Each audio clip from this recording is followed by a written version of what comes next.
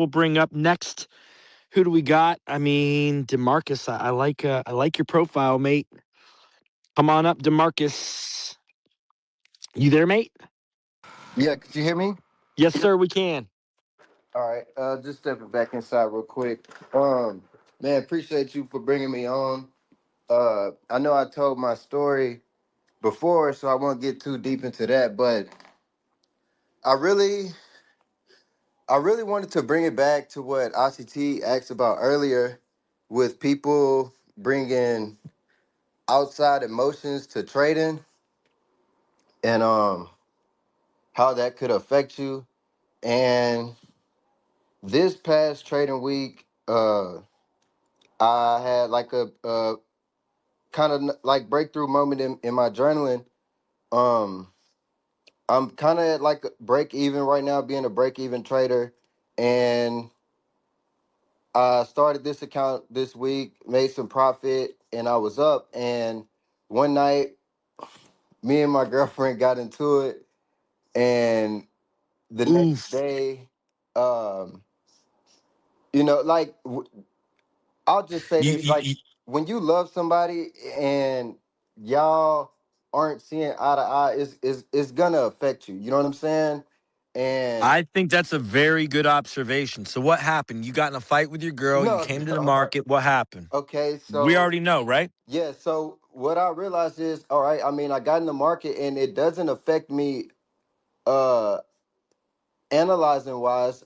I still had a great trade, made my profit for the day, but I got careless. You know what I'm saying? I got careless, got back in the markets, and risked my whole account and ended up blowing it.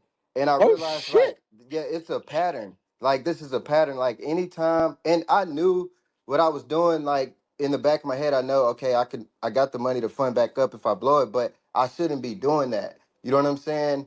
And I'm just being transparent, and just I wanted to answer ICT's question and bring it up. Like, yeah, this is something I really just experienced, and I journaled it and realized like it's a pattern. Okay, like I know it's not good bringing outside emotions to trading, and I don't let it affect me analyzing wise. You know what I'm saying? But when I make my profits, it's like I'm not satisfied, get careless, and yeah, yeah. I think when we have these experiences and we're inspired to, or at least trying to be responsible and accountable by recording them and logging them and journaling them, so that way we can track our own vices, the things that we are unaware of, that are entrapments, things that get us caught up on things that don't really matter that much, but subconsciously we elevate them to monumental feats that we have to overcome. It's really important to keep a balanced life. And obviously, I'm constantly wrestling with my flesh because as ICT, I'm dealing with a lot of personalities, and I'm frustrated because I want to help everybody. And because of that frustration, I don't think I do enough. Like, I don't think I do enough. And I think when I'm away from all of you, I have all these new ideas, new things I think that are going to be helpful to like bridge the gap. And that's a toxic thing for me. And when we get into arguments and fights with our significant others, even if the argument gets settled and you're not fighting ongoing anymore, the hurt's still there. Maybe we've said things that we shouldn't have said. We can't call them back. We can say we're sorry, but they may say, "Yeah, I forgive you," and I forgive you, vice versa. But that toxicity, that hole that's been punched into you, you want to feel good. You want to feel better. And by inviting that type of stuff in your life, even when you do things right and you follow your model and you follow your plan and you do everything you're supposed to do, that win that would have otherwise felt very encouraging because you stuck to your model and it was exactly as you thought it should be, it's going to feel like it's nothing. It's going to feel like you didn't do enough. It's going to feel like it's void of any kind of victory. And what that does is, and the enemy uses that, he uses that vacancy in appreciation to slide in a sense of, you need to do more. You think that's good enough? You think that's good enough? It's not good enough. Yes, you think that's good, like you've done something, extraordinary. Go in there and do it again because it could have been luck. And then what do? We give into that entrapment because we are suffering because of what we just did in our personal life. We argued, we fought, we did something that we shouldn't have done. Maybe you made a mistake and got fired, didn't live up to your expectation, to your boss's expectations as an employee, and you got caught out on it and said that you can't be here anymore. It could be an extreme thing, worse than that. Maybe you're a young man and you were not sincere and monogamous, and you stepped out of that relationship and you got caught doing it. Now, what you're in a state of mind where they don't want to be with you, or maybe they want to be with you, but they're not going to forgive you, so they're going to punish you. They're going to be with you and punish you. So you're going to be in a toxic relationship. You caused it, but you're going to try to find fault in that person because they want to punish you for having hurt them. And you had this vicious cycle of constantly trying to remove yourself from that uncomfortable state that many times we create for ourselves. And by having a balanced lifestyle, not trying to be drama, avoiding all kinds of drama, living balanced, living a blameless life is very important because it will allow you to be neutral to the outcome of the trade. You're not dependent on the trade being profitable. You don't care. It's a binary thing. You're taking the trade because the rules are there. But if you take the trade, but you have carried into the trade a negative stimuli and this heaviness, this cloud of anxiety, and you just want to feel good. Just give me a release, man. I just want to feel good. Let me have a winning trade. But what happens is, even if it happens, it doesn't satisfy the palate. It doesn't satisfy that. The flesh is still hungry. It needs to have more satisfaction. So what do you look to do? You trade with larger leverage.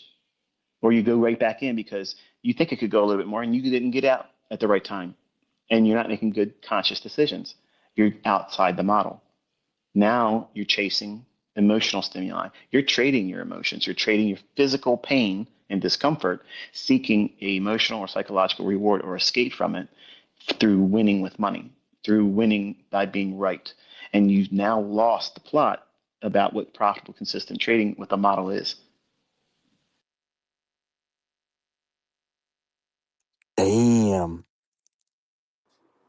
Man, um, no, yeah, you Yeah, hit let on me add that. to that 1 second, man. As far as it all comes down to discipline at the end of the day, and that balanced lifestyle that you need to have in life, working out, eating right, all that helps. Discipline and consistency are the two rarest qualities known to man. So, my personal opinion, the fact that I wake up and I get into a routine with my meditations in the morning, I sit in silence, I pray to God. That's the first thing that I do is I express my gratitude for another day on this earth.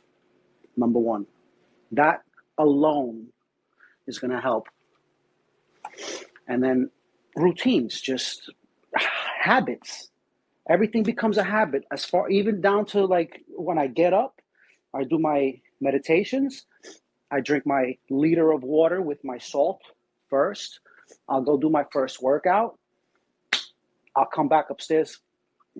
I'll do a little analyzing on the chart. Potentially, I'll do a second workout. I'll have another liter of water with my electrolytes. And then I'm going to sit on the chart and I have a schedule. I don't trade past 12 o'clock. And I don't really trade before 9:45. And the only reason I'm actually able to stick to my rules is because I've disciplined myself to do all these little things, these little habits throughout the day. And the balanced lifestyle is the only way that you're going to be able to maintain that. Otherwise, you're going to be going off the rails every so often. My brother, my friends, we all do it. I've done it for such a long time. This year was actually the first year where I was able to stick to my rules. I take the L. Just like Friday, I got stopped out to the tick on that new week opening gap. And then it went to the tick to my target. And what did I do? As soon as I got stopped out, I shut down the computer. I went to the gym. I'm not gonna sit there and fucking chase that move. I knew it was gonna happen. I saw another opportunity to get in the market, and I didn't take it. Why? Because I'm disciplined, and I know that discipline over time is what's gonna get you to how you're gonna get to where you want to be. It all comes down to discipline, guys, and it's not easy. I know. Believe me. That's all I wanted to say. Since we were on the topic of being balanced and. I love it. You got the receipts, You know, bro. You posted the picture today, man. I mean, when you can live it, when you can breathe it, when you can demonstrate it, I mean, clearly, if you're maintaining it within a physical dimension, there's a very good chance that the emotional, that the mental, that the spiritual is going to be in sync with how you've been able to really rev up this physical side. The physical dimension is going to be able to crush managing stress. When you're in good shape, you're going to sleep well and you're going to just crush managing stress. You're not going to get phased, right? Managing stress, drawdown, what the fuck? Who cares? Shit's going wrong. Life's pear-shaped. What do you do? Fire! Problem! What do? Cortisol spikes? You just sit there, you're chill, you're good.